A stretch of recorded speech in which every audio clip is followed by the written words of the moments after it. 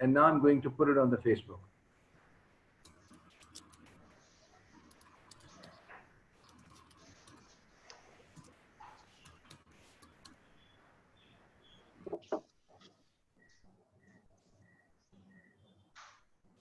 Mute?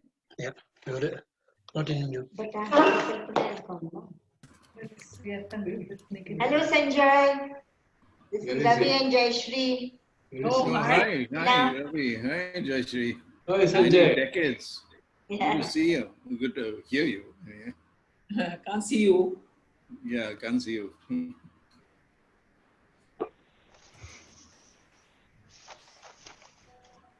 You put us the video is off, is it? Video is on. Yeah. Okay. So everybody is in. Preeti ji, we can start, and let me make an announcement, or you can make it. Ask everybody to put the audios off. I have done it, but then a couple of people they just turn it on. So over to you, Preeti ji. Thank you, Avindaji. All right.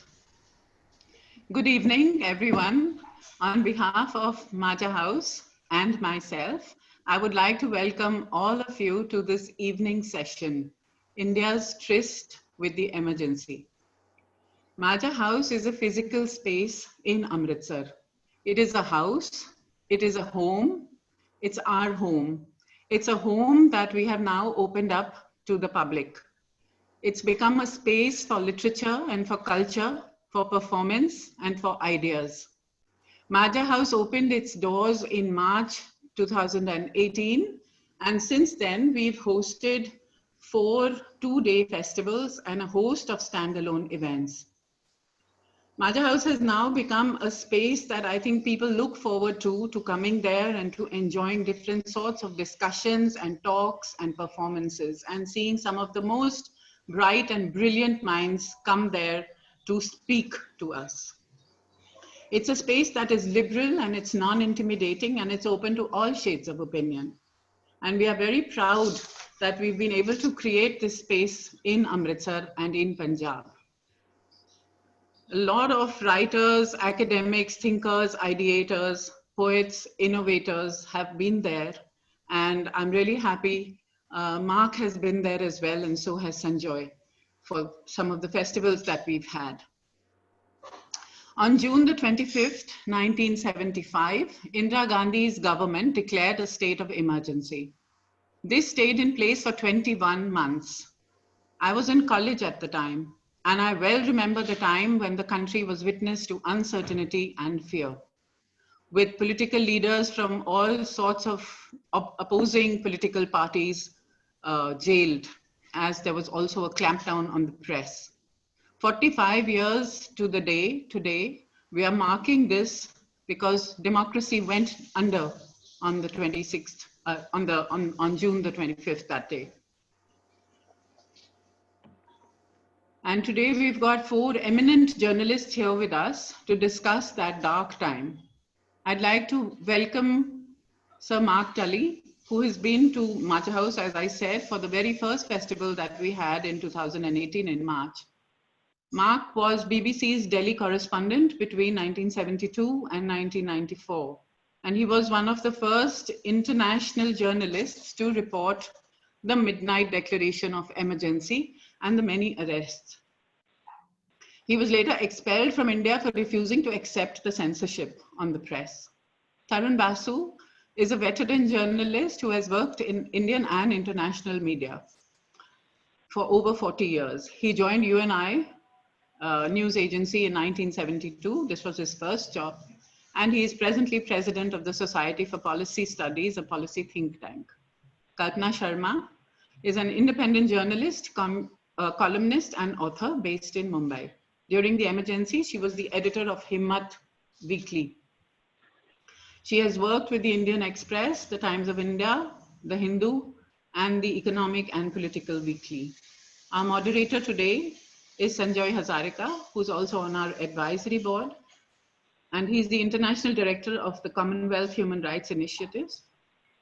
He's the author of 5 bestsellers, He's a former correspondent of the New York Times and also the founder of the Center for Northeast Studies and Policy Research.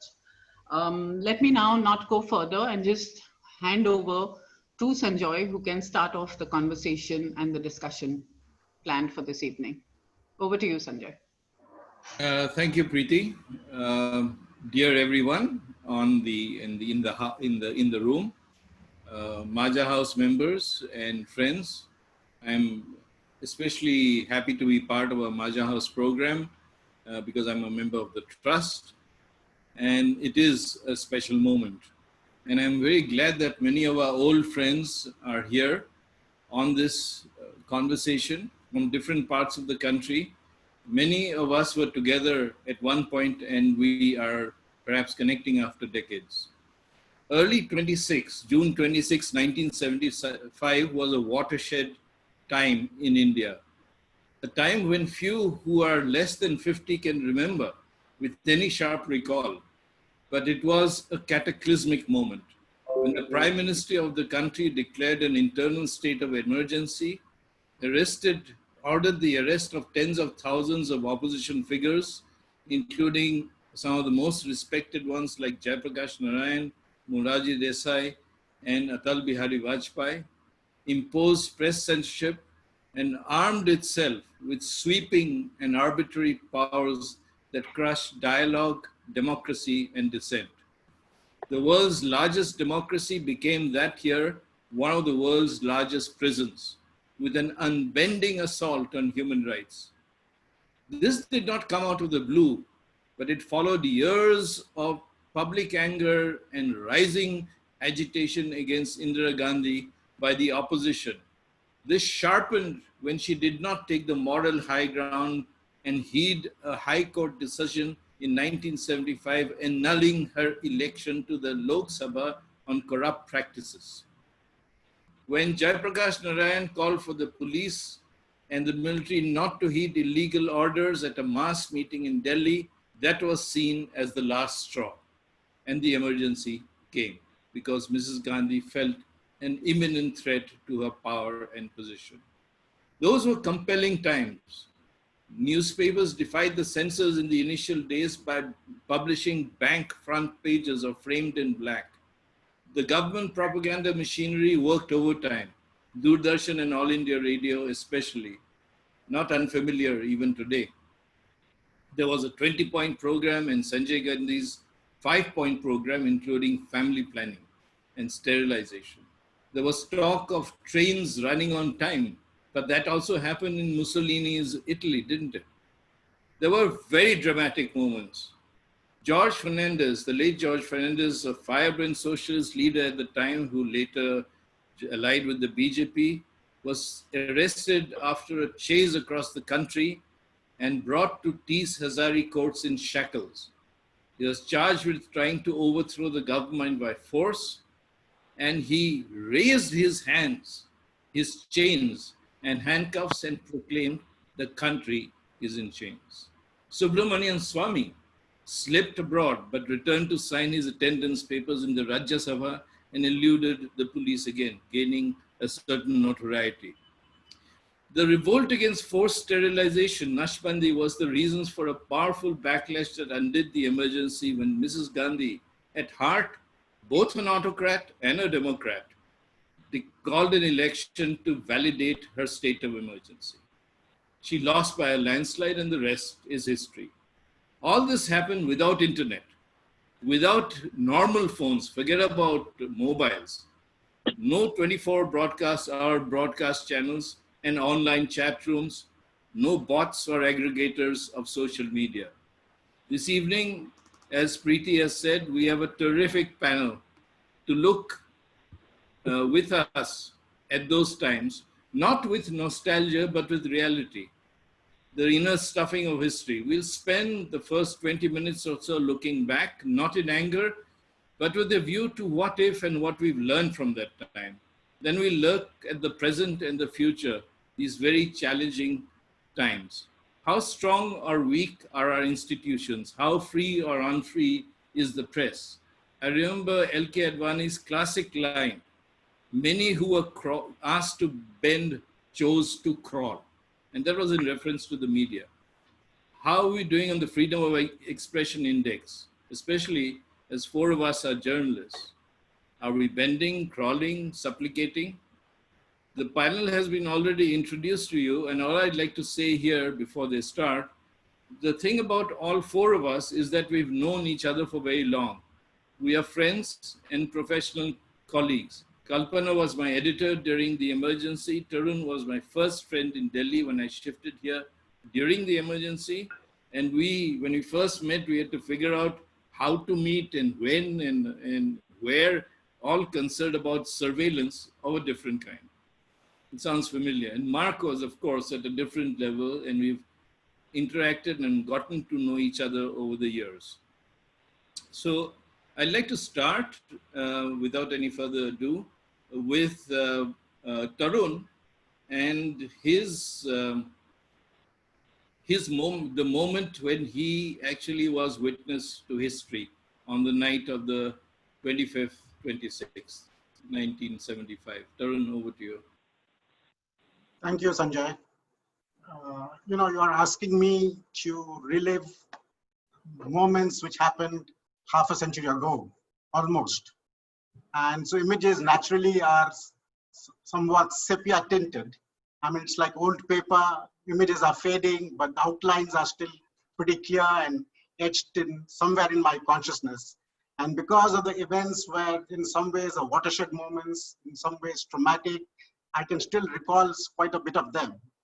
And my role was that time, I was just a very, very junior copy editor, what is called a sub-editor in newspaper parlance in the newsroom of the United News of India, one of the 2 news agencies at that time. And it was very centrally located in Parliament Street, very about few hundred yards from the Parliament Street police station where a lot of action happened that night.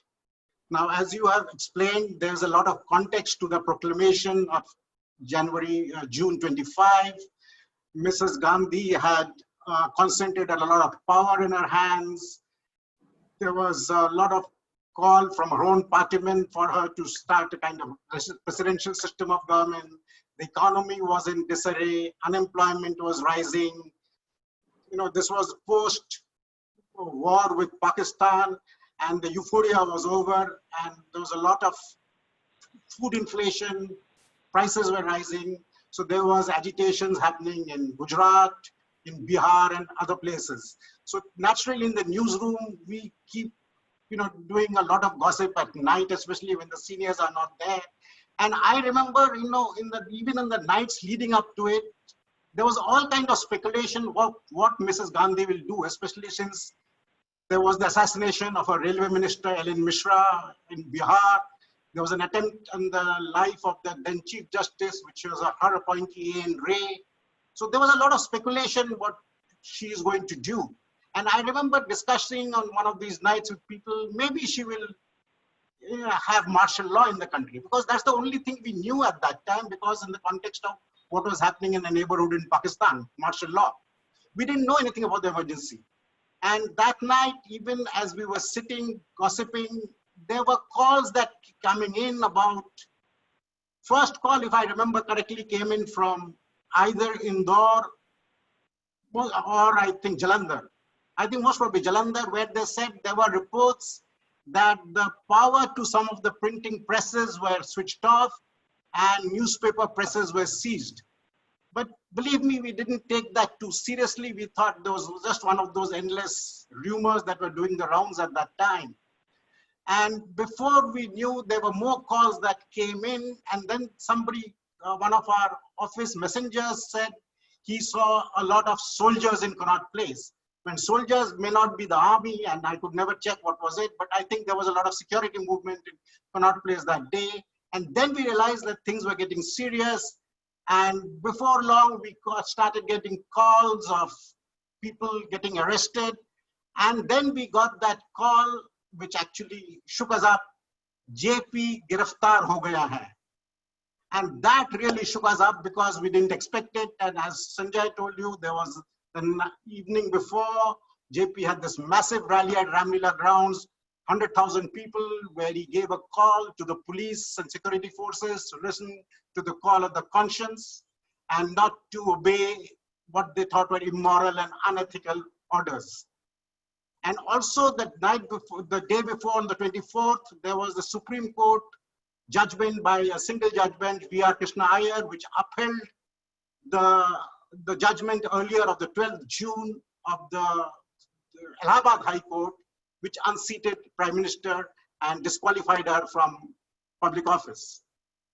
So that was the background. And then when that call came, JP giraftar ho gaya hai, and we obviously started trying to confirm. And as usual at that time, as Sanjay said, there were no mobile phones, there was no internet, and we just couldn't confirm. So I and another colleague of mine, Arul Lewis, who's now in New York, we kind of said, let's sprint to the Parliament Street police station. And so we just asked our superiors if we could do that. And since nobody else was there, they reluctantly kind of asked two junior most guys, okay, go ahead and see if you can get any story. But nobody knew what story was going to unfold. When we went there, we saw this big police bandobast, lots of police trucks, cops being put into trucks and sent to various parts of the city, paramilitary coming in. And first thing the police said, clear out, jao yahan se, niklo yahan se. But we kind of hung around, and we kind of tried to mix with the crowd that was gathering there and tried to become inconspicuous. And then suddenly we saw this white ambassador roll up. And the moment we saw the white ambassador, which, as you know, at that time, white ambassador only meant an official car. We quickly went up to the car, and a few policemen also ran with us. And there we saw this gangling but looking weak, familiar figure of Jayaprakash Narayan. And there were plainclothes people on both sides. And there was, I think, as far as my memory goes, also Krishan Kant. And we went up and shoved our faces into the window and said, JPG, what do you have to say? And there he said those famous words which have made history, Vinash Kale Viprit Buddhi. And well, we didn't realize at that time that this is the words which is going to be, remembered decades from then. So we ran back. We knew we had made news, and we put out that JP arrested. What is in those days, what is called breaking news now, used to be called in news on agency parlance, flash news.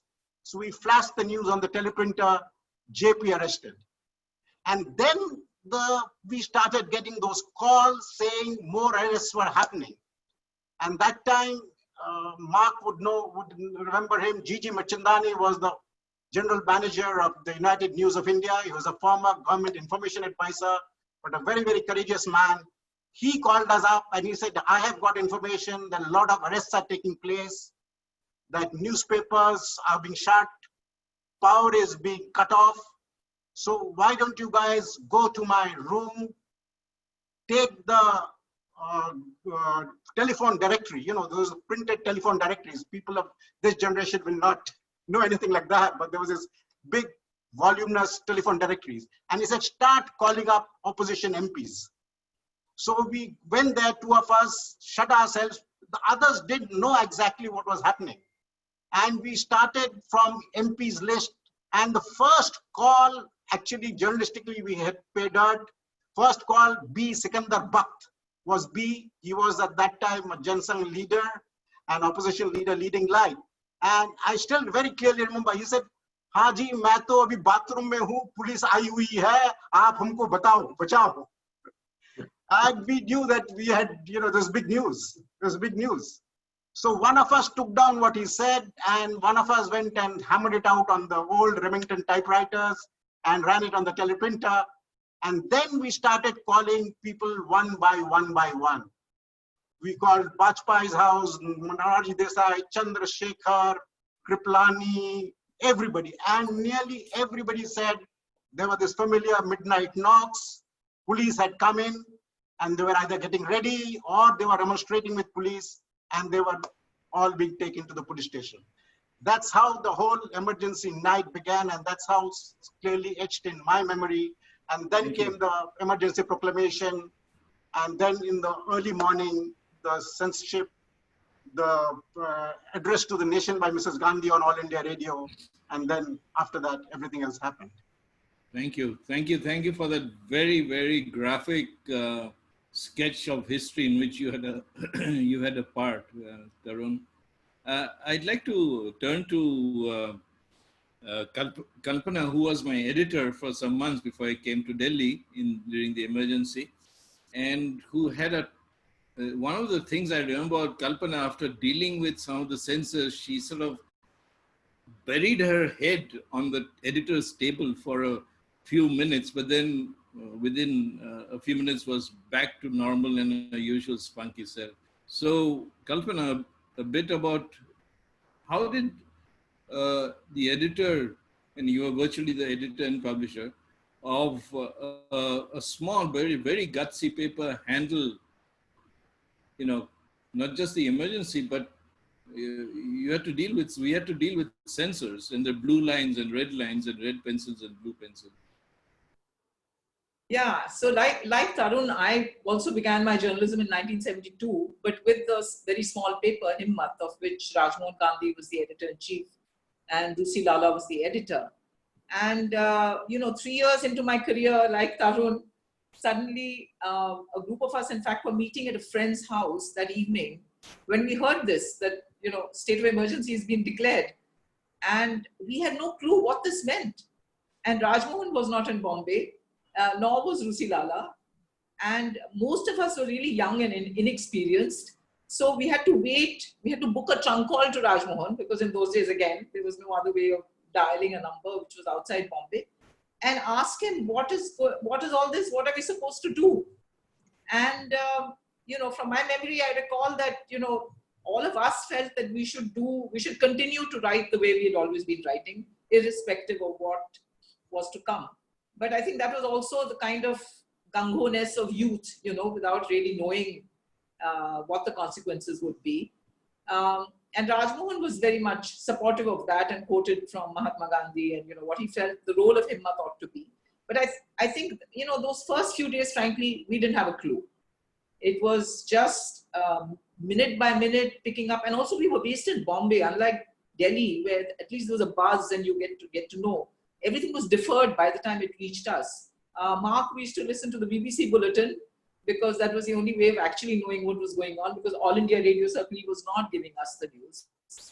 I think the thing that was this real reality check was when we realized that every single bit of copy that we had to be shown to a guy called the censor, And again, I think our generation, having not lived through wars and these Defense of India rules, we had no clue what this censorship was all about. And the funny thing in Bombay was the censor was somebody many of us knew. His name was Vinod Rao.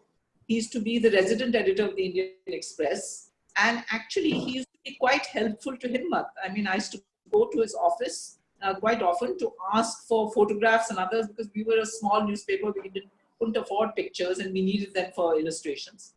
And he was always helpful. And then suddenly he became this censor sitting in Mantralaya. It was called Sachivalaya in those days. And we were not sure whether we were supposed to show everything that we were going to put into Himmat or only a few things. So we took a call ourselves and decided we will only show the few things. So we started off by literally showing 1 or 2 articles, and gradually he realized that we were playing this game. So then he demanded that he wanted to see more and more. He wanted to see the editorials. And Sanjoy, you will remember, he used to sit there with, actually it was a blue pencil, like an editor. And he would just strike out things that he said cannot go without any explanation. And if I tried to argue with him and say, tell me which guideline this goes against, he would say, that's not the point. You're trying to allude something, it cannot go. And when you're a small paper with about 3.5 people working there, to produce it meant everybody was doing everything. We were doing proofs, we were doing the layouts, we were writing, we were editing. And then with censorship, it meant literally every week producing 2 issues. Because if one thing didn't go in, then we had to have a standby. Otherwise, we would not have been able to get the paper out. Even so, we were able to sneak in quite a few things that we just did not show. I mean, we didn't show letters to the editor. We had a column called This Was a Life. So we chose deliberately historical figures who had fought for freedom, who had stood up to dictators. You know, we made a point of getting across to our readers that we were not falling in line. There were several other columns like that. But I think we could do it because we were a small paper, you know. And I think that's the point I want to really make, that that's one thing that I realized with the emergency, that the ownership pattern of media houses actually is crucial when it comes to something like this. Because we were independent, we were small paper, and many of us were highly idealistic. Frankly, you know, I don't think we'd even thought it out, whether we'll land up in jail, whether Rajmohan will be in prison, what will happen. It was just, we were determined that we were not going to give in, you know, and we were just doing it like that. And to the point where our printing press, which had been with Himmat right from the beginning, the pressure was put on Janmabhoomi Press, which used to print Himmat, that if they continue to print Himmat, then the press will be seized. So they had to request Rajmohan to remove Himmat from Janmabhoomi. And we had to then find a printer who would agree to print. And finally, we managed to put an appeal in the cover page, which was something we never showed to the censor, which used to be printed separately. It was by offset. An appeal asking people to contribute so that we could buy our own printing press. And we managed to raise, I mean, it seems hilarious now, 76,000 rupees. It came in even 5 rupee notes, you know, people collected and sent. But with that, we were able to purchase a small unit in Prabhadevi. Our office was in Tardeo. Those who know Bombay know the distances, which had 2 treadle machines. That again, for this generation, I don't think there's any concept of what is a treadle machine, but it goes like this, 1 page at a time. So, but naam ke vaste, as they say, this was our own printing press. It was called Anil Printers in memory of a friend of ours who died very tragically. And because we could put Anil Printers on our print line, we could then get actually most of the paper printed somewhere else. But even then, those printers were so frightened, they would insist that each page of copy that we submitted had to have the censor's stamp. And I don't know how the 21 months went by, but I think, as I said, I think it's that structure, the very fact that we were an independent paper. And when we look back over that period, we realized that the big papers in that initial period, they left blank edits and so on. But frankly, after that, none of them did anything that defied censorship. And it was only the small papers. It was Freedom First, Opinion by A.D. Golwala, Tuglak by Cho Ramaswamy, Bhumiputra, Himmat, Janta Weekly to some extent, small, and several others in the languages as well as in English, which were the ones that were actually trying to get out some news and trying to show people that you did not have to accept this. And I think the other thing that struck me and struck all of us over time was that Mrs. Gandhi very cleverly did this legally, you know. She used what was there in the law and subverted it to bring in the emergency. But what it did was it gave every bureaucrat, every cop, untrammeled power to do what they wanted, because they knew that, especially for people like us, to challenge their decision would mean literally we would have been put out of work, you know, because to go to the court, to fight it, to find lawyers, to do all that for every single cut that they made, they knew that we wouldn't be able to do it. So it gave somebody like Binod Rao, he could just be like a chief editor of everybody who came to him and just arbitrarily strike out anything, not give any explanation, didn't feel he owed it to us to give any explanation. And it was the same with the police, you know. The police also had untrammeled powers. If you question them on what basis they were either coming to arrest you or tapping your phone or the surveillance, I mean, there was no way you could question. And I think this is what we have to think of. We'll talk about it later, but in the current context, I think this is the thing, that when these kind of arbitrary powers are taken by the leader, so to speak, who claimed she was a Democrat, but did it in the interest of the security of the country. And don't forget, there was a foreign hand also in those days. when that happens, it's every small despot that becomes even more despotic. And as a result of it, it's the poor, the people who are completely marginalized, who are the ones who get crushed. And the real stories of what happened during the emergency really came out only afterwards. And every single story had to do with this kind of untrammeled power in the hands of these people and how it was used to ensure that the voices of the most marginalized were never heard. So for me personally, I'll say that that experience has informed my journalism. Because, you know, we can talk in these kind of glowing ways about freedom of the press and why it's important. But I think if you've been in something where your right to write as you wish is actually snatched away from you, and you realize for whom that right is most precious, as I said, the people who we say are voiceless because we choose not to write about them and to represent their points of view, then you realize that freedom of the press is actually the most precious thing and the most important thing for the poorest people in our country. And if I remember, in the middle class just went along with the emergency. Sanjoy, as you said, they were happy the trains were running on time. They thought the cities were very clean. Everybody was very, very disciplined. And really it brings back, you know, there's an eerie feeling about where have we seen this before when we think of the present day. Yeah. Thank you, Kalpana, for that very powerful sharing. I remember one of the slogans of the emergency was "Discipline is the need of the hour," and the other one was this grim-faced Indira Gandhi. She stood between order and chaos. She saved the republic. You know, and you know, this whole pervasive sense of fear.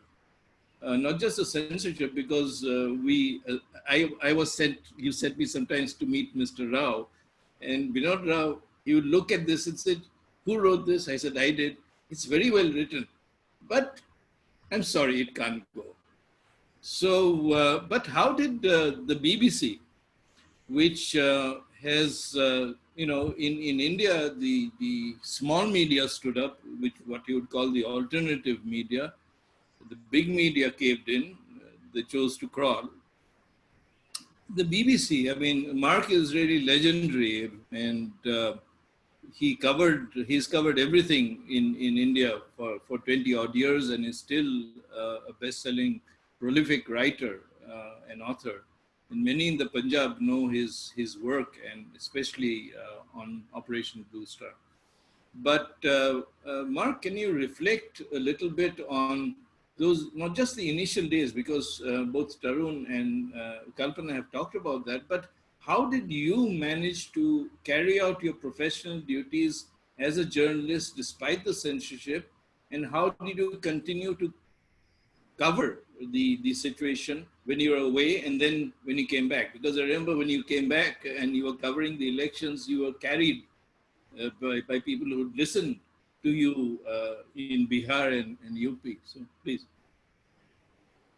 Yes, well, Sanjay, let me start off by saying that we knew before the emergency was actually declared that something had to happen, because we knew we'd got the story about Mrs. Gandhi being persuaded largely by Siddharth Shankar Ray, who was, of course, apart from being Chief Minister of West Bengal, a brilliant lawyer, and he persuaded Indira Gandhi that she had to stay on.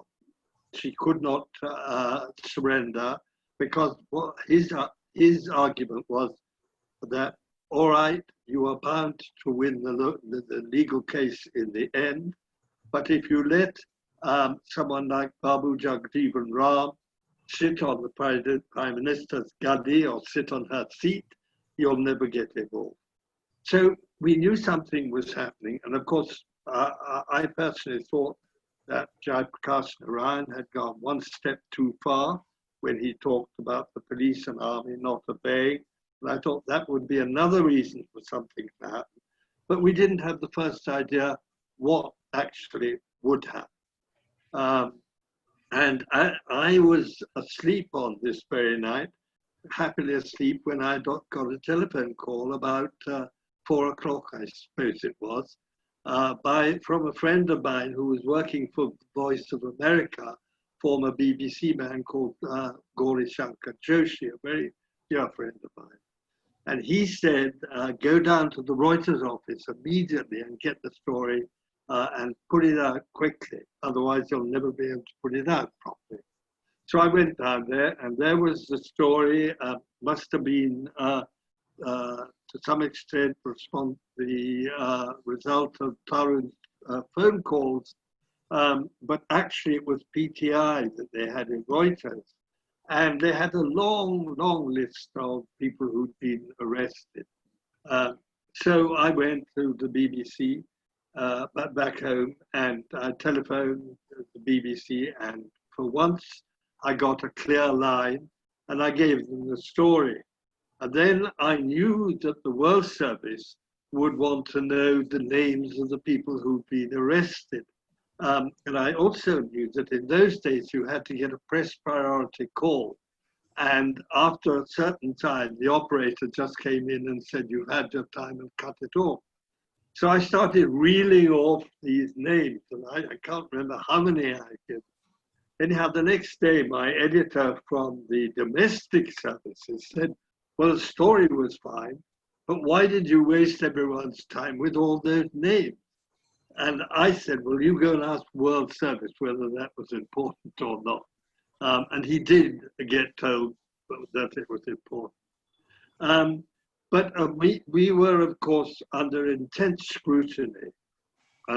And what happened, I discovered later from Inda Gujral, was that at one stage, Muhammad Yunus went to, called Inda Gujral, who was the information minister. I don't know, Muhammad Yunus was a very close associate of Indira Gandhi. He never had any political power, but he had an extraordinary close relationship. And he called in Gujral, who was the information minister, and said to him, get hold of Mark Tully, take his trousers down, give him a good beating, and then put him in prison. Because he has reported that Jagjeevan Ram has resigned in protest against the emergency. Inda Gujral then went to All India Radio, and they said there is no such report on the BBC at all, because they were monitoring the BBC. And then he went back to Yunus and said two things. He said, number one, there's no sign of Mark Tully doing this. Two, it's not the information minister's job to smack people's bottom. It is the Home Minister's job to do that. And all this I've written in a book called Raj to Raji, with a direct quotation from Inda himself, who gave this story. So what happened was that, of course, the censorship was slammed on. And for a month or so, we just ignored it. We went on broadcasting all the time. We were having these discussions, endless discussions with the government. And there was a policeman, I can't remember his name, who was sort of handling the discussions. And he was one of those people who would appear very reasonable, but at the last moment would say, no, that can't be done. And I remember two things about the censorship particularly. One was that Vijay Charan Shukla, who was the information minister and a very ferocious information minister, he took over from Inda Gujral because Yunus reported that Inda Gujral was too soft. So Shukla took over. And Shukla was very ferocious, and he called me in one day, several days he called him. But once he called me in and he said, who allowed you to report that there had been a bomb explosion in All India Radio in Bhopal? And I said, well, Mr. Shukla, I haven't actually reported that, but now that, because I didn't know about it, but now you've informed me about it, I will go and report it, which I duly did. But somehow or other, they didn't know what to do with us. And eventually they produced a censorship code, which my management and almost all the other foreign correspondents and their management thought was totally contrary to our principles, and it would involve telling lies, because it would involve, for instance, reporting Parliament without saying anything the opposition had said, without being allowed to say you will not say that. So you would give the impression that there was Parliament, India was still a democracy, and all the rest of it. But of course, it wasn't a democracy, and Parliament wasn't functioning properly. So we decided we'd have to go. And actually, what happened was, as soon as we refused to sign the agreement, I got a telephone call from the very nice man then, who was the head of the External Affairs Ministry Publicity. And he said, "I'm sorry to tell you, Mark, but you must leave within 24 hours. And when I got to the airport, again, there was a funny scene there, because at the airport, the Deputy High Commissioner had kindly agreed to kindly come out to make sure I wasn't harassed or anything like that. So I got through the customs and everything and got in the departure lines when some customs people came up to me in the departure lines and said, "We want to see your suitcase again." And the Deputy High Commissioner gave these people, I can only say, a hell of a wigging. He really told them off a strip. And they were like sort of dogs who had been well whipped. And they said to me, "Well, do you mind if you just open your case so you didn't put your hands inside it?" We put our hands inside it, and then we say we searched it. I said, "Okay, do that."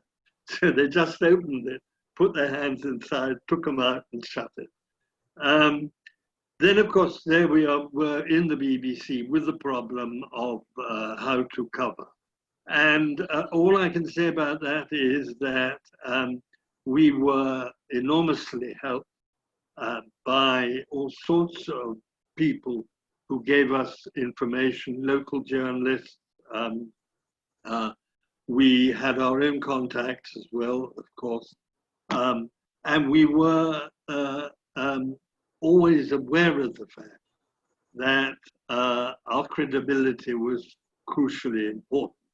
So we were not, we were very determined not to report something which we weren't as clear about as we could possibly be. But as those of you who are in Delhi will remember, there were so many stories which were known to journalists, but which they weren't able to publish. And of course, they could give them to us, and we were then able to broadcast them if we knew and trusted the journalists. So that's really how we operated. And actually, when I got to Delhi, when Indira Gandhi lifted the emergency, declared the election, and I got to Delhi, I did find that my reputation had soared, which was extremely unfair, really, because without all the journalists who had given stories and kept us in touch, people we didn't be able to ring and question and get confirmation of stories, we wouldn't have been able to do anything like the job which we were able to do. And if I got time, I must tell you one other funny story I think about these days, which was when, many years later, when Indira Gandhi was back in power, and I took the Director General, the then Director General of the BBC, to meet Indira Gandhi. And Indira Gandhi, he said to Indira Gandhi, he asked her, how did she feel when she lost the confidence of the people? And he replied to her, she replied to him, "Oh, I never lost the confidence of the people. They just were misled by rumors." many of them spread by the BBC, she said. So, but then the Director General was so flummoxed, he didn't know what to say. But I think events proved that we were not misleading people by spreading rumors. So that's really what happened, and then that we went on like this throughout the emergency until we came back.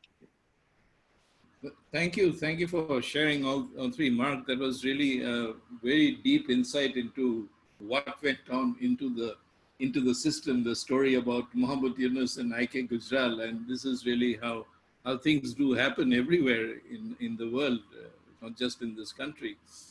And you're talking about virtual coverage then.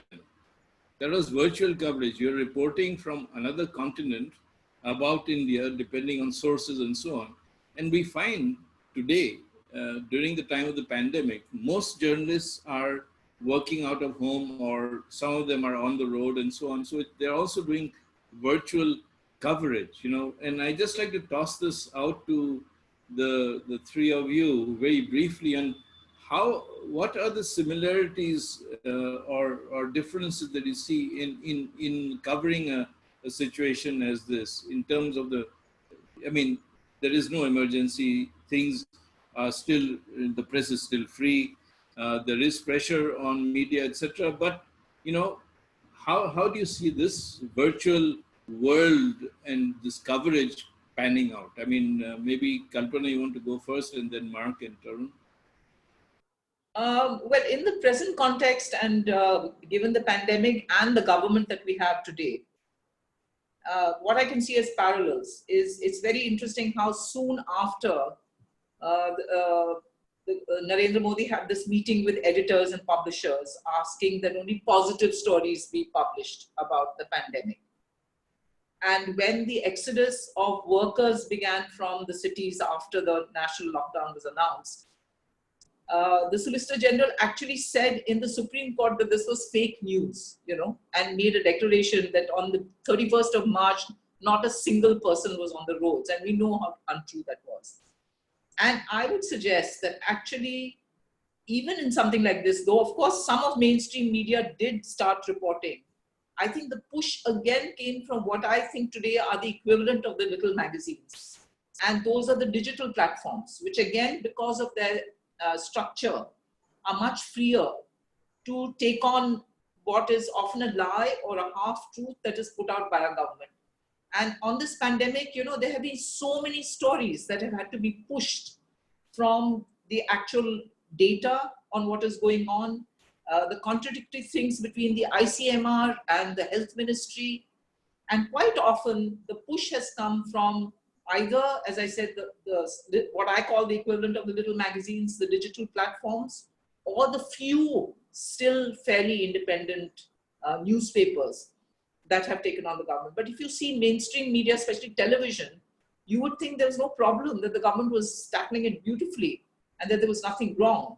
So to me, it gives me a creepy feeling, because you feel that, without even a formal order of how you should behave, the media in this country is already behaving on the basis of even hints and suggestions from this government. And at a time of this kind of pandemic, I think it's really dangerous, because you get half information, you create fear in people without giving them adequate information. The real picture would actually assuage that fear. Now the result is nobody believes anything. I live in Mumbai, nobody believes, because every day orders are changing. We don't know what the figures are. We don't know how many people are really dying. We don't know how many people are really infected. There are so many things that are not known. And I think this is the result of this kind of situation, where you get a push from the authorities saying, tell only this story. And there's not enough of a push back saying, we want to tell the real story. Okay, Mark, you want to come in there? Because I think that's a very, critical point which Kalpana has made. The heart of it, that it's still the independent media which is standing up, which is reporting, which is going out to the field and telling the stories, while most of the others, for whatever reason, have done a virtual cop-out or sold their souls. Yes, I wouldn't entirely agree with Kalpana. I do think, for instance, that NDTV, which is the only one, frankly, which I watch, but I do find that they do stories. I find that they do go into the field. They do say things contrary to what the government wants to say. But I think also that it is true that there is a pushback from the social media. But the other thing, of course, is that there is an appalling amount of misinformation going out on the social media as well. And the government is often unwilling to do anything about that because it's coming from their own supporters and they are tolerating it and they are doing nothing about it at all. And that is, of course, extremely dangerous. I think it's very dangerous when the government itself is over-optimistic about what's happening and saying we're handling it very well and all the rest of it, because that can lead to complacency. To get the balance right is very difficult between preventing complacency and being alarmist is very difficult. But I don't think that the government official media are anywhere near finding that balance. I also feel myself that the overall picture which is coming out is one which you get the impression of a government unable to make up its mind what is happening, so unable to give clear information. You don't get the impression of properly planned, you get the impression of confusion. And that is from the government's official projections and pronouncements. Thank you. That's a very good point. I mean, Tarun, if you can at this time, because in the next session and before we open up to Q&A, I'd really like to come to the issue of institutions, and the failure of institutions to really stand up on issues like this, whether it was then or whether it is now. So if you can just look at the issue of what Mark referred to, of fake news, and in the emergency until in pre-digital times, it was called rumors. Fake news are essentially rumors. And how that is multiplied by bots and algorithms and aggregators in that whole social media space. So if you are able to just look at that very briefly, and then we could come to the institutional issues. Sanjay, since we are discussing June 25, 1975, allow me to rewind a bit to that night. And so that, we have a lot of young people here who really don't know what really happened, not just the political part of it, but the role the media played. And rummaging through my old boxes, I happened to find the front page of Motherland, which came out that day. And I don't know how many people can see it. This is the 26th of June, 1975.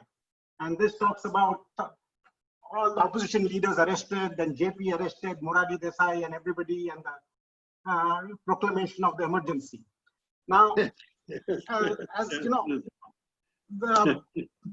those days, as you pointed out, people have to remember, there was pre-internet, pre-mobile phones, landlines worked fitfully. So one instruction that was given to us by Mr. Machandani was two things. One is the truth must be told and the news must reach the world. Now, today, we just have to type something and the news reaches the world in WhatsApp within seconds. But that wasn't so. So one of the first things that we did, and Mark would, remember that, one of our colleagues rushed to the AP office and Myron Belkine was there, and which is your ex-boss, Sanjay. And we told him that what was happening. And he was one of the first to actually put the news out into the world. Second was that Machandani told us, and he had a hint of that the censors were going to come in and they were going to stop our operations. So he told us to put out news as fast as possible on the teleprinter, the number of people who were being arrested, what was happening to the press, how little acts of defiance of the press, and how the reporters were managing to interview people and put out that news. Now, Kalpana has talked a bit about the defiance of the media at that time. I remember the Hindustan Times, I think next day or the day after, had or Indian Express had this blank editorial. And wherever there was those, the news was censored by the authorities, they put out, it was a blank space so that people knew that it was a censored news. But I must quote one terrific editorial or line which the Times of India Bombay put out on the 28th, which says, democracy, beloved husband of truth, loving father of liberty, brother of faith, hope and justice, expired on June 26. This is what Bombay Times of India wrote. And I think beautiful lines those were. So taking from there, the challenges of the media were very, very different to what they are now. Now, Alka Advani had said at that time, and which is being quoted even decades later, that when asked to bend, they crawled. Now, not only meant the media, he meant industrialists, he meant bureaucracy, he meant judiciary, he meant many, many other people. Now, today I am out of the media, but I would not like to pass some judgment on them. But all I can say is, I don't know whether they're crawling or not, but much of the media is, what I can say is very compliant, and certainly sections very craven. So, and that says a lot, and that just not only holds about the media, but also sections of other institutions, and we are talking about the other judiciary and other institutions. A lot of them, as you know, their integrity has been compromised over the years. Their people who are heading it have been removed, and they have been asked to follow a particular ideological line. Now, again, there are echoes of this, what happened Mrs. Gandhi's time. P.N. Haksar was the principal secretary to Mrs. Gandhi, and he propagated the theory of a committed bureaucracy at that time. And what did the committed bureaucracy mean? It just meant that people had to toe a particular line and to follow a certain ideology, and which was nothing but fealty to Mrs. Gandhi. So, echoes of whatever is happening today are very much there, and there are lots of lessons to be learned, whether in terms of the repression that we see, in terms of assault on civil liberties, in the kind of arbitrary arrests that have gone on recently in Mumbai and in Delhi, in terms of the agitations that have preceded all these COVID crises. So there are echoes of that, and there are lots of lessons to be learned by all, learned by the politicians, the leaders, the people in power, those ruled, the media, the judiciary. But are we learning them? Have we learned any lessons from the emergency?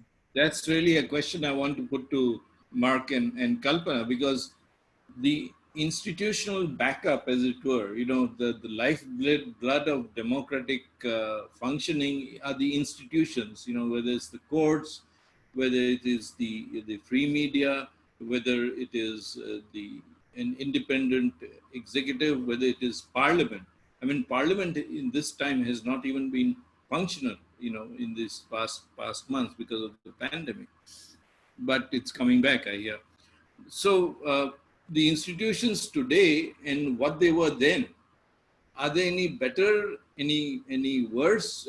Are they capable of, it's a slightly different situation. Are they capable of standing up to pressure and handling critical issues of rights and so on, media freedoms? Mark? Well, I agree with what Kalpana and Tarun both of them said. The importance of the collapse of the institutions in the emergency was absolutely crucial, and this was a process which Indira Gandhi had started. And another institution which had completely collapsed was the Congress Party itself. And I remember after the emergency, talking to your relative, I think it was, Devkant Barua, who was famous for saying India is Indra and Indra is India. And he admitted to me, he said, one of the main problems we had with this election was we called it because we had information that the election was going to go our way. But everyone, including the Congress Party, was only giving us the information that we wanted to hear. And he said the Congress Party, everyone in it, was absolutely terrified of Sanjay Gandhi. And this is what happens when you collapse institutions and when institutions collapse. The people in power only get told what they want to hear. And they don't get told when things are going drastically wrong. And I think at the moment, you see the institutions again in a very weak form, very weak. And I think this is dangerous, particularly dangerous in this crisis in which we're going through at the moment. But the simple thing is that for a democracy to function, you must have institutions operating the well-known checks and balance system. And if you don't have that, you'll get out of balance. And once you get out of balance, well, then the situation can get out of control. Thank you for that. Kalpana, you want to come in? I would agree. I think we haven't mentioned the judiciary. I think there are many parallels between the way Mrs. Gandhi got a committed judiciary to what we are seeing today, particularly in the Supreme Court. I think we still have high courts, and interestingly enough, even during the emergency, it was many of the high courts that remained far more independent and gave rulings that were critical of the government. So we see many parallels there. But the two or three things. One small correction to Tarun, that what appeared in the Times of India was not something the Times of India wrote.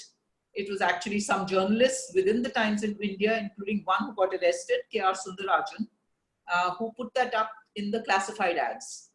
And that's how it's become one of those memorable things. But I just want to, there's a very good article yesterday in The Wire by K. Krishna Anand, which looks at the whole legal aspect of the manner in which the emergency was, the law was used. And he makes an important point at the end, which I just want to read out, which I think is very prescient. He says an important lesson that the emergency teaches 45 years after the event is that the media ought to remain an institution, an instrument of democracy, not an enterprise or a big business opportunity. And I think that really tells the story of the media today. So even if there are exceptions, Mark, like NDTV or like Indian Express or others, if you look at the larger media picture in India, it doesn't require much. And now with this COVID crisis and the economic downturn we're going through, media houses are going to be even more dependent on government advertising, which was another thing, by the way, during the emergency. The fact of the dependence on government advertising was used by the government to turn the levers on many media houses that were trying to speak up. And it's exactly the same that will happen here. And the third thing I just want to say, I feel it's very important for us to realize that a policy that has been put forward in Kashmir, the Kashmir media policy, is actually something that all of us in the country have to be worried about, because it is a clear reflection of what happened during the emergency. Exactly the same. Bureaucrats and cops can now decide what is incorrect news. They can arrest journalists. Government advertising can be denied to new newspapers. And all this is being done in order to create a positive atmosphere. I mean, it's creepy. It is exactly the same. And it's being ignored because it's in one part of India in what is now a union territory. But frankly, it's like a trial being done there, which could replicate all over the country. And we really have to be alert to this. Thank you for that, Kalpana. Very, very succinctly put. We have to be really alert because you know, these issues need to be constantly reviewed, and we need to take positions on them. I know we are almost out of time, but I would like to open it up for questions. And if Preeti could read out the questions and who they are addressed to, I'd be very grateful. Yeah, Sanjay. I've taken down some of the questions which have been coming up in the chat. So I will read those out. Harjeet Pal asked, state of emergency still exists, although it's undeclared. Does anybody want to comment on that? Yeah, well, I would say very briefly, I don't agree that the state of emergency exists.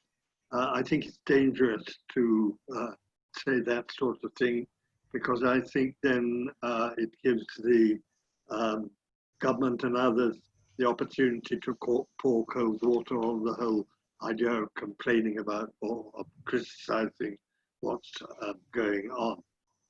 But I do think particularly, as we've just heard, the situation of the press in Kashmir is, well, one can only say a disgrace, and it's also exactly the same. And one of the things governments never learn is that if you try and screw the press down too tightly, then the press loses its credibility and is no longer even able to help the government by putting over the government point of view as well as other points of view. So I don't think this is like an emergency yet. Also, So if Dave Singh, sorry. Yeah, sorry, Tarun. Yeah. can I come in? Yes, please. Yeah, also I wanted to point out that in 1978, the Desai government brought in that 44th Amendment, by which the clauses that were invoked, Article 352, to bring in that emergency doesn't exist anymore, because the clause that was invoked was internal disturbances. And that has been taken out in the 44th Amendment. So no Prime Minister can now invoke emergency, promulgate emergency invoking that clause. It's only now either external aggression or armed insurrection can only bring in those, that kind of promulgation can happen. So that is important to know that it's not possible just for any leader now to do what was done at that time also. But also, the traits of emergency are still there. And one of the things that one should remember was two areas which you see ominous traits even now. One is concentration of power, and one other is building up of a personality cult. Mark had talked about, or Devkanta Barua talked about, India is Indira, Indira is India. Now, much like that remains even today. I mean, I don't want to take names now, but we all know what we are talking about. And that concentration power is always dangerous. Even today, in the context of the India-China war, what has gone wrong, people are pointing out, is the personification or personalization of foreign policy. The institutions were not working. The foreign ministry was not really doing its job, or even if it said whatever it advised was ignored. And the whole foreign policy was personalized by the leader, by the prime minister, who met the Chinese president 18 times. And look what are the result of that and what we have to face today. So these are important lessons that are takeaways from what happened in 1975 and to 1977, and we should all remember that. Yeah, Kalpana? No. Sorry, Preeti, you want questions? Leading from, similar sort of thing, Sukhdev Singh Sohal says that to Mark, actually, don't you think that emergency has taught the ruling government that emergency can be brought in even without declaring it? Similar thing. Any need to reply to that? Well, very briefly, I would say that yes, in a way, but the fundamental point is this weakening and undermining of the institutions. That's the fundamental point. That's what enables you to concentrate power, which is what Tarun was talking about, and I 100% agree with him. You can't have this concentration of power if the system of checks and balances is working, and it's not working. Surinder Seth says, is there independent media and how to ensure that it doesn't become a mouthpiece for the government? Yeah, I mean, as I mentioned, there is independent media, and much of it are these new digital platforms like The Wire, Scroll, News Laundry, and others that are playing a very important role. These are different from social media. These are actually solid news organizations that have trained journalists who are going out and reporting, and I think they need our support. And all of us also know the publications that are standing up still and doing, I mean, Indian Express is one that is doing great reporting, and there are others. And I'm sure in the Indian languages also there are there. And similarly on television, I mean, Mark, you mentioned NDTV, but it's an exception to the rule. I mean, if you flip through all the other channels, you'll find they're talking about something that is completely different from the reality that we are all talking about, you know? So I think viewers and people who believe that the press should be an institution, an important instrument for upholding democracy, have to be proactive now in supporting those who understand that role within the media and are sticking their necks out to get that out. And this means monetary support and other kinds of support for these, because if we don't, then frankly, the government doesn't have to bother about an emergency. This government actually knows what the emergency is, so it knows perfectly well how to use the instruments that are there to get everybody to fall in line. Sanjay, could I come in here a moment? Yes, sure. All I would say is this, someone talked about making the press an institution. I don't think that's possible. But I tell you what I do believe, and you might tell me, Preeti, that I would say this, but I do believe that if you had good public service broadcasting, which was genuine public service broadcasting, something on the lines of the BBC in India, that would be an enormous help, because in a way, it sets a sort of gold standard. And people who fall below that standard are revealed by it. Their inadequacies, their imbalances, their biases, and all the rest of it are revealed by it. If you have one organization which basically, not perfect, I'm not saying the BBC is perfect at all, but some organization like that which commands huge amount of credibility in the country which it originates in, I think that would be an enormous achievement. And that was what people like your old George Verghese, for instance, labored his whole life virtually to create that. And we get somewhere near it with Prasad Bharat, but then it fell back into the hands of the government and the bureaucracy. There are a number of questions on media, but I'll take one from Kishore Thukral, who says that the difference between then and now is that we lack a leader like JP, who blended intellect with charisma and brought the opposition together and didn't also hanker after public office. Is there something that's missing now? Well, I would say very quickly, yes, I agree. India seems to be a country, if you look at successful chief ministers as well, India seems to want a leader. And unfortunately, there is no leader on site, national leader, who is accepted as a leader and a possible opponent to the present Prime Minister. Because therefore, again, this builds this dysfunctionality in democracy, because again, democracy really needs a balance between parties, you know. Yeah, I would also agree. I mean, I think this dependence on a charismatic leader is the thing that is landing us in this kind of trouble. And, you know, when I think of 77 elections, for instance, of course, JP was there, but JP was not standing for elections. The opposition, so to speak, all of them were in jail, some were let out. It was completely disparate. And yet, people went out and voted because they knew what they did not want. They did not want Mrs. Gandhi. And they did not want the Congress back. And, you know, I remember in the South Mumbai constituency, we didn't even know who the person was who was standing from the Congress O, as it was called at that point, a man called Ratan C. Rajda, who nobody had heard about. And yet people went out and voted for him and got him out. And it broke this single party rule at that point, you know, the 77 election, even if it didn't last for very long. So, I mean, I think we in a democracy have to decide what we want, and we have to use the vote to bring about that change. You know, it won't come about with just one cat. And I don't think, given the experience of the last 6 years, I don't think we want this kind of overwhelming majority in one party. You know, we've experienced it with the Congress. We don't want it now with another party.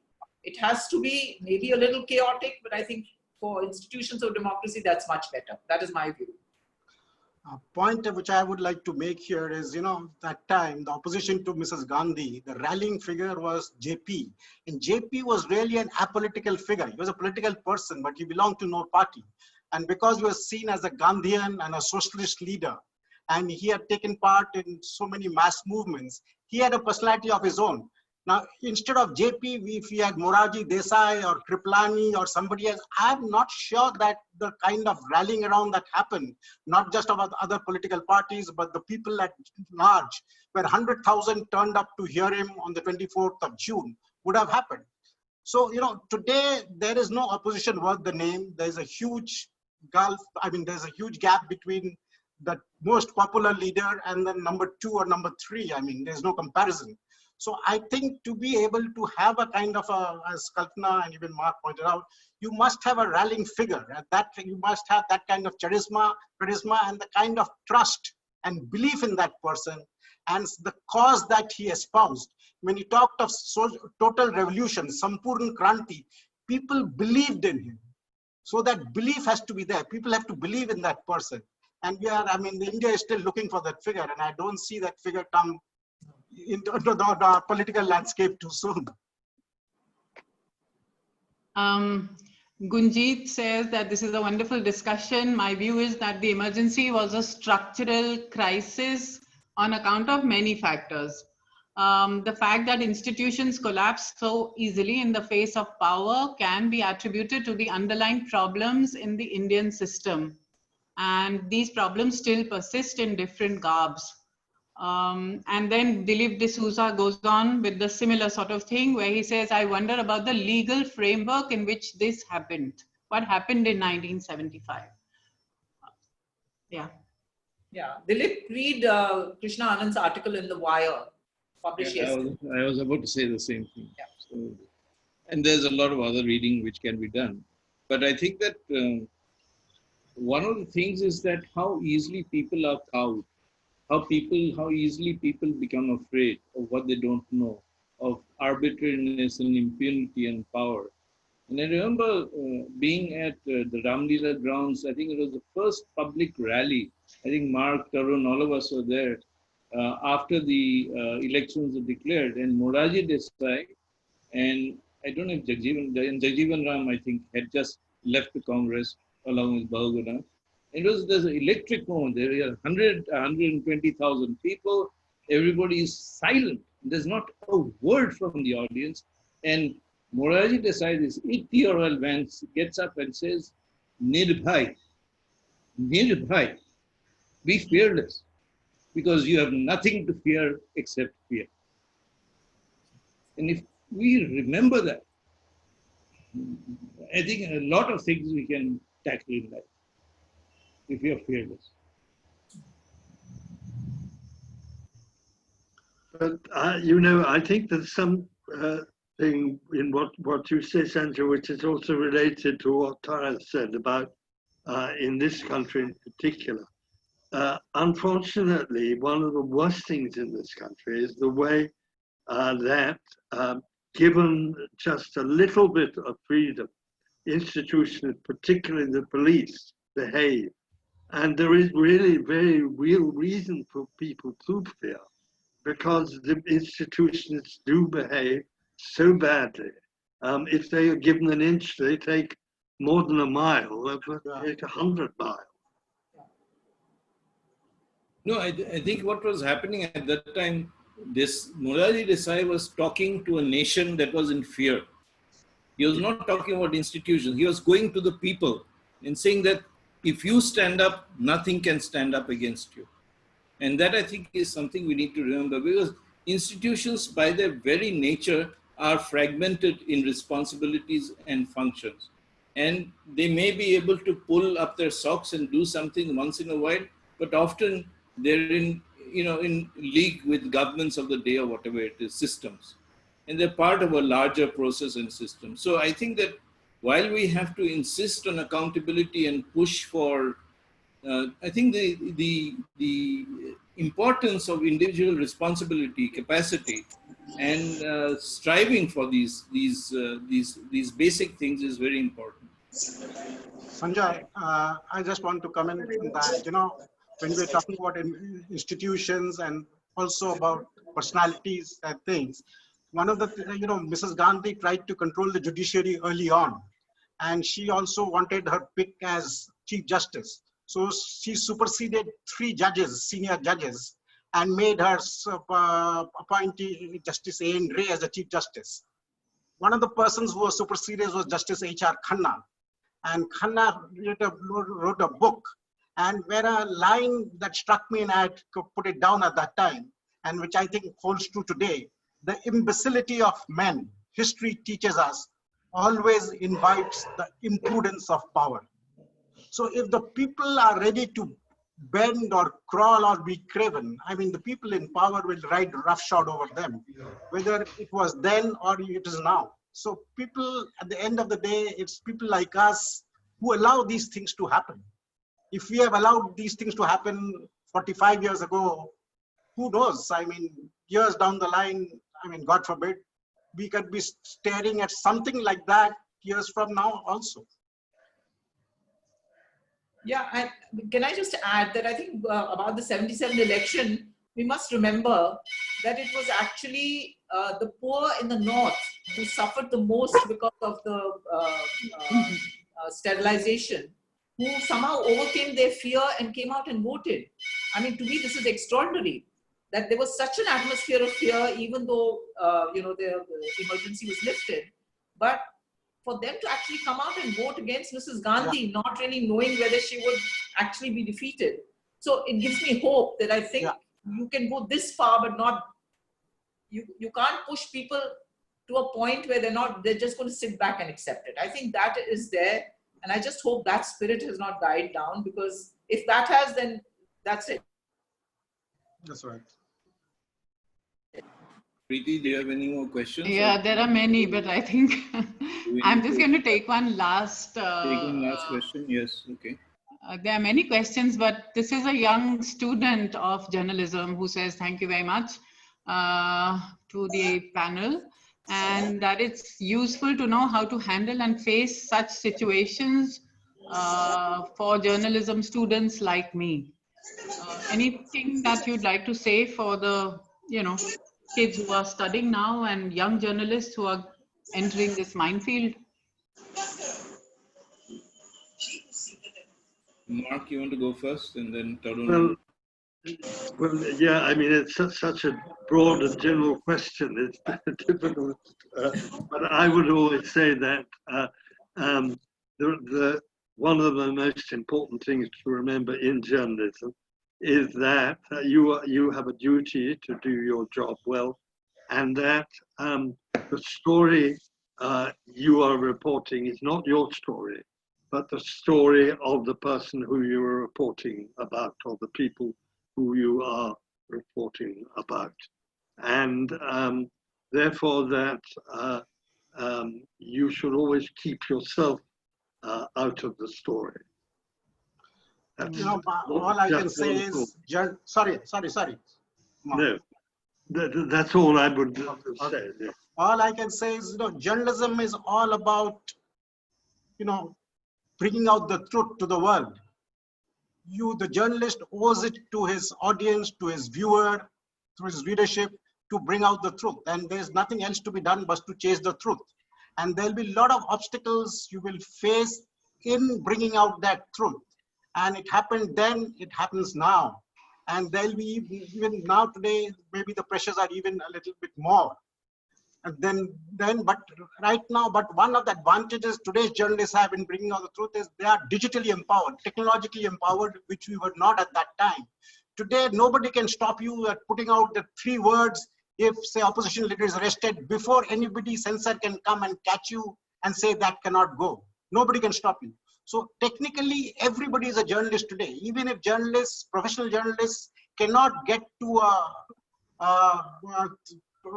computer or a mobile phone, nothing stops a citizen, if he or she knows that something major is happening and that is correct, to put that news out into the world through tweets, through other, so many other devices. So finally, a good journalist is one who has fealty to the truth and just follows the truth and does what he or she can do best in bringing out the truth. There's nothing else to it. Yeah, I'll just add that I think the principles of journalism and the ethics of journalism should remain the same regardless of the technology. This is what all journalists coming into the profession need to remember. And don't give up on your idealism. Many of us, I started with an alternative kind of weekly, but I've spent all my life in mainstream media. And I can tell you that if you work hard and you keep very high standards for yourself, for what you turn out, even in the crassest of situations that you work in, you can actually get in your stories. And you've got to believe that you will. And a good editor will realize this if you, as I said, set the highest standards for your own work and go out and do it. So don't give up and always believe that there is space. I really do believe there is space for good journalism, and we all strive for that. Well, if I may, Preeti, I'd like to wrap up now. Yeah. Thank you all very much for being part of this, and I wish we had an hour more to discuss and go more into this, because it's such a critical issue, critical time then and now, especially for those of us who've experienced both times, a different time then and a different time now. But since the focus has been on the media and not so much on other institutions, I completely agree with my fellow panelists that the media's duty remains to uphold the truth, to reflect, because we are a madhyam. The media is a madhyam. It's a medium for informing and expressing and sharing opinions for the opinion pages. But for the news, it is the news.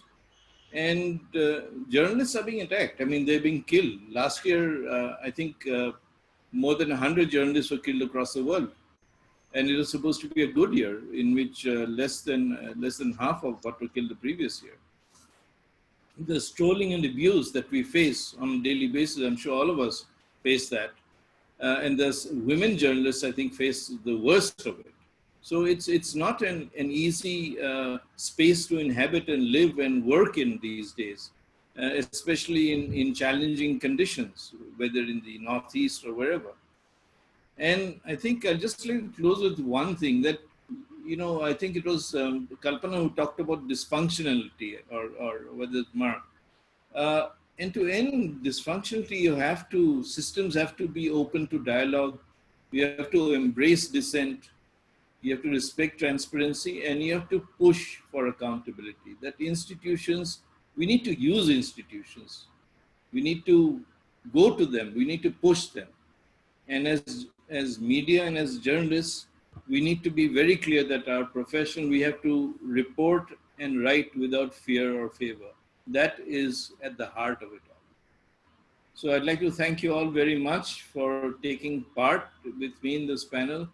And I hope we can do this again soon in Amritsar at Marja House when times improve. And thank you, Preeti and Marja House, for making this possible. Thank you. Thank you. Thank you very much, all of you, for being here today on this online session. This is one of the good things about the lockdown, that we've actually been able to connect with people across India and outside of India. And we've started a lot of new initiatives where we are getting people from across the world to come in and talk to us. So I think this is one of the positives from this thing. And we're all learning to adapt to this thing called the new normal. So it's been good for Marja House, I think, because we've been able to cross boundaries and borders and get discussions going on a host of issues. I would like to take this opportunity also to thank our own core committee, our members at Majha House who are helping me each time, and we are sort of ideating and putting these sessions together. And each one of them is responsible for making Majha House into a strong and vibrant institution. I'd like you all to please support this initiative. It's really new, but I think it's doing a great deal of good work in Punjab, trying to also place the issues of Punjab center stage. I'd like many of you, as many as possible, to become donor members of Majha House.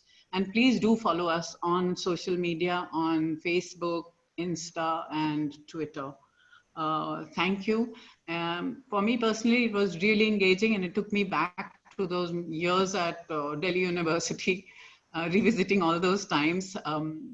I had friends whose fathers were also in jail at the time, so you heard all these stories firsthand, and it's just taken you down that lane once again. Thank you very much. Thank you so much. Bye. Bye-bye. Thank you. Thank you. Thank you, sir. Thanks. Thank you very much. And bye-bye, Amit, sir. Thanks, Tarun. Thanks. Thank you. It was wonderful. And getting to know all of you was very good. Thank you. Thank you, sir. Good night. Good night from Amit, Bye. sir. Thank Good you. night. Good night. Thank you very much indeed. Thank you. Bye-bye.